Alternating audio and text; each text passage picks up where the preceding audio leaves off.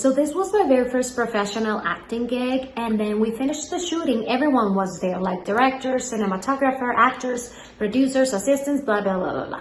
So the sound guy says like, okay, let's quiet on set for room tone.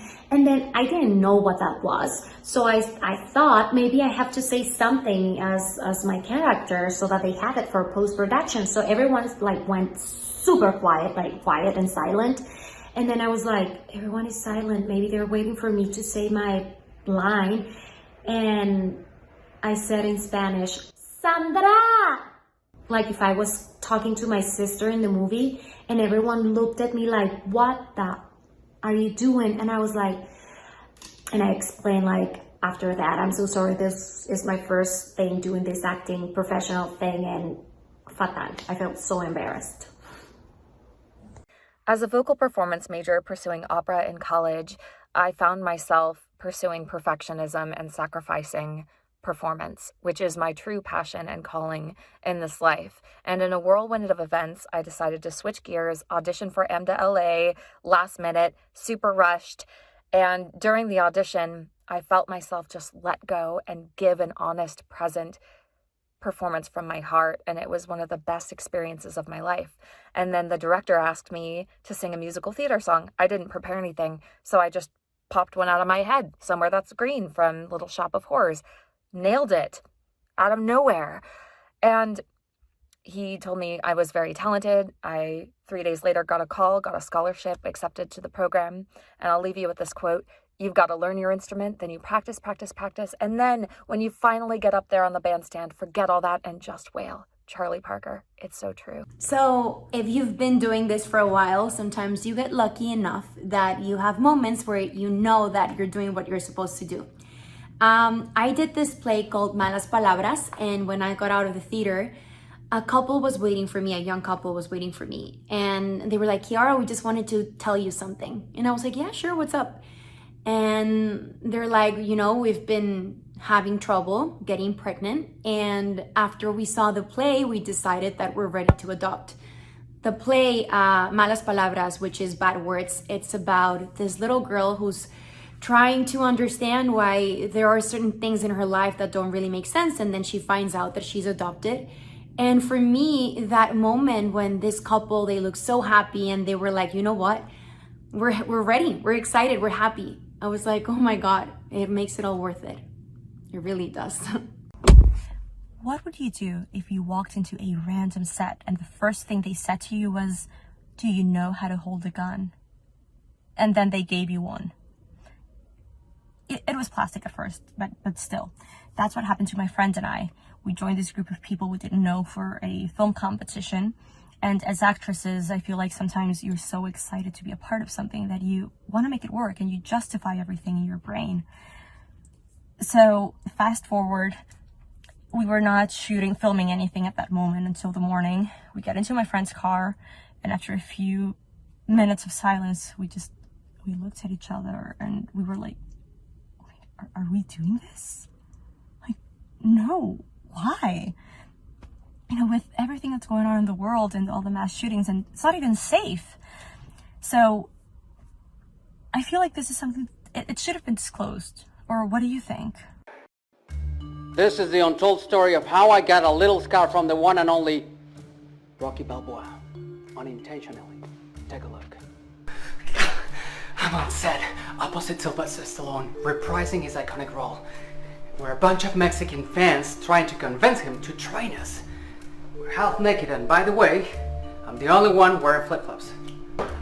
So what could possibly go wrong, right? I'm eager to begin, like the eye of the tiger. But this was not that kind of scene. Instead, Sly chopped some wood. One shot.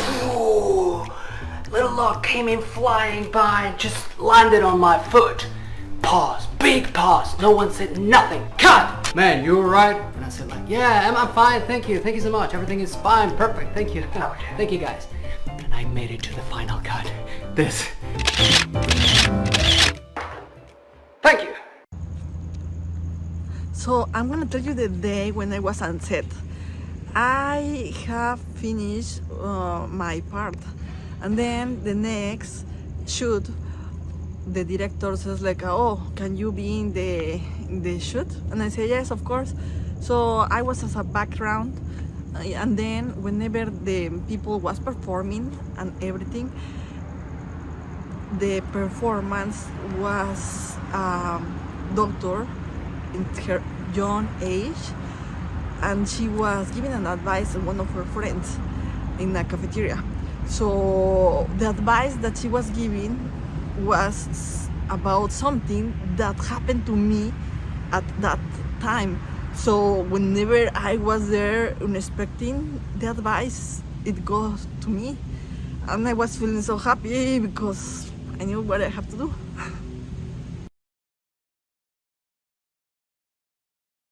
Story time de cuando grabé en la película Roma de Alfonso Cuarón. Hola amigos, yo soy Carlo Solano, soy actor y probablemente me has visto en televisión, teatro, comerciales o en festivales de cine independiente. Bueno, estábamos en el cerro de Chimalhuacán donde íbamos a grabar la escena Hombres de acción serán hoy. Que por cierto, hacía mucho frío. Pues nuestros llamados eran a las 3 de la mañana para estar listos a grabar 4:30 de la mañana. Para que el maestro Cuarón pudiera grabar ese sol tan pinche bello y hermoso.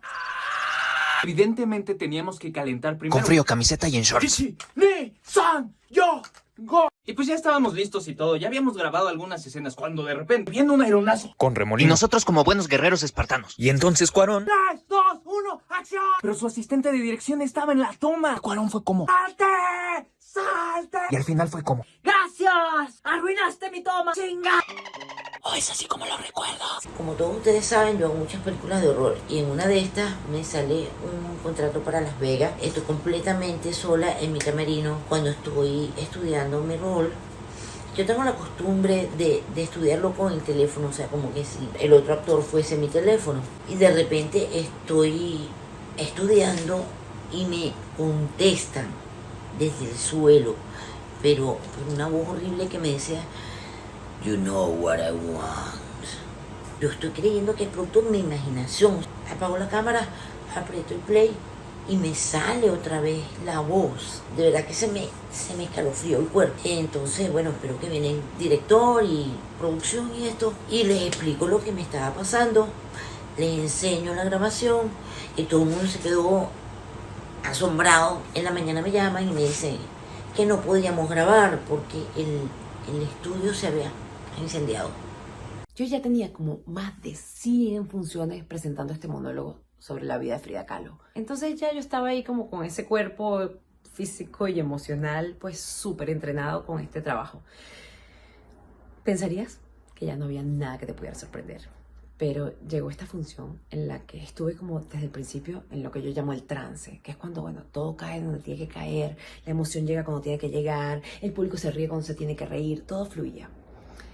Y estaba en los últimos minutos, cuando ya estoy hablando de la muerte, ya mi personaje está listo para morir. Y saco de una cunita este objeto, este corazón, y lo trato como un bebé. Y de repente empiezo a sentir mis propios latidos en el objeto. No me alarmo, pero de repente me viene una memoria muy vieja. Mi nacimiento. Me vino la imagen de mi mamá en la cama. Me vino la imagen del frío que estaba sintiendo.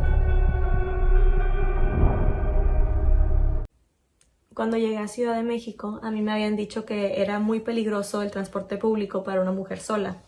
Entonces caminaba a todas partes, o si me quedaba muy lejos me iba en Uber, lo cual no es muy eficiente cuando a veces hay que ir a 4 o 5 callbacks y castings al día.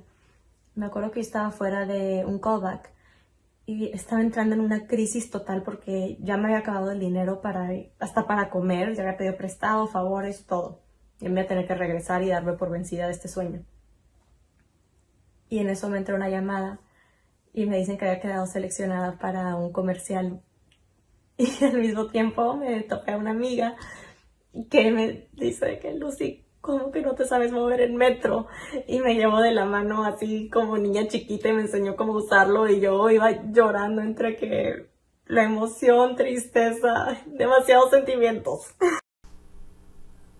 Dicen que todo es posible en el teatro y que no lo has vivido hasta que algo sucede. Tercera llamada, tercera. ¡Comenzamos! Estamos muy entusiasmados de estar en esta obra en Querétaro. Es nuestro estreno y es nuestra noche increíble. En la obra es El Paria. El autor Strindberg, muy complicada. El equilibrio, la humanidad. 2 actores en escena, y de pronto en el momento álgido se nos va ¡la luz! Y ahora mientras yo lo volteo a ver, se me desdobla y entra en pánico mientras yo empiezo a pensar, ¿qué hago? Tenemos que continuar, tranquilo, tenemos que continuar, solamente hay que hacer eso, tranquilo, continúa. El texto me vuelve las palabras y las recuerdo, como si yo, después de una madura reflexión, hubiese tomado la decisión inquebrantable de estampar aquel nombre al pie del funesto documento. Yo no pensaba en las consecuencias ni en los riesgos. Y en ese momento volvió la luz, la calma, la confianza. ¡Tadán!